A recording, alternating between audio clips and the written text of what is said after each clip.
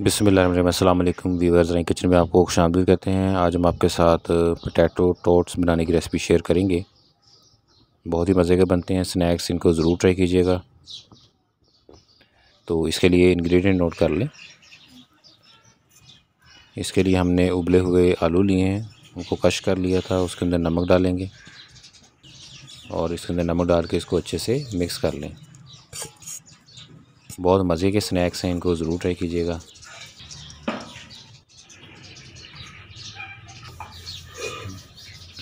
और ये ऑयली है, ऑयल को हाथों पे लगाएं, हथेली के ऊपर, और फिर इसके ऊपर इनके ये लंबाई की शक्ल में या गोल शक्ल में आप तैयार कर लें और इनको फ्रीज़ करना है। इसमें सिर्फ नमक डाला है, आप इसमें नमक और लाल मिर्च दोनों भी डाल सकते हैं। ये देखें, अब दूसरे के अंदर नमक और लाल मिर्च डाली है, इनको मिक्स किया है। इनको भी इसी तरीके से गोल शेप के अंदर या थोड़ी लंबाई शेप के अंदर तैयार कर लेंगे और उसके बाद इनको फ्रीज़ कर देना है। 3 से 4 घंटे या पूरी रात के लिए इसको फ्रीज़ करेंगे।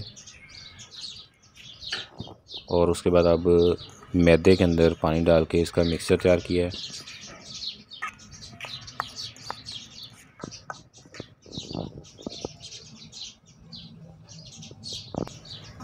अब इन बाल्स को इसके अंदर डिप करेंगे।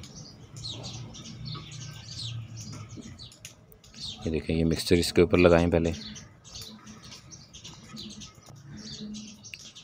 उसके बाद ये डब रोटी का चूरा है, ये भी इसके ऊपर लगा देंगे।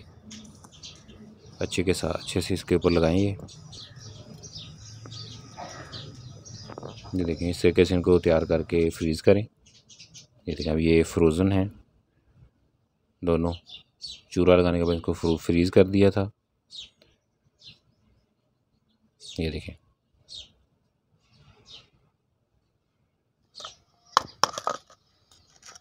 ब्रेड का चूरा किसी पे लगाया है, ये उसके बगैर भी बनाए हैं और लगा के भी बनाए हैं। अच्छे से ये फ्रीज़ हैं। जैसे ही घी बिल्कुल गर्म हो जाए तो उसके अंदर इसको फ्राई कर लेना है।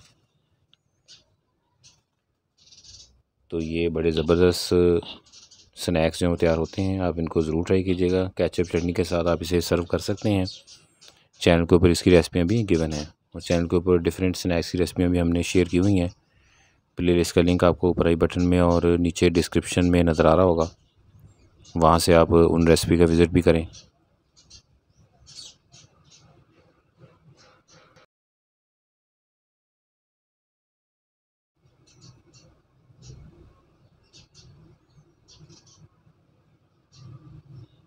ये देखें, माशाल्लाह ये फ्राई हो चुके हैं।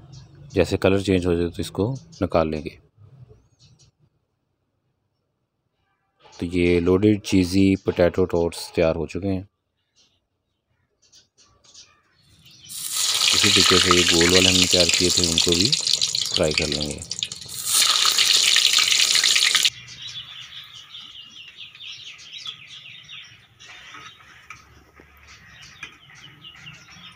ये देखें माशाल्लाह।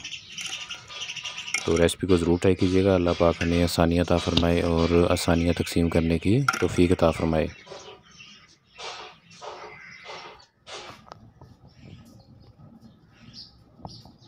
दुआ में याद रखिएगा। जज़ाकल्लाह।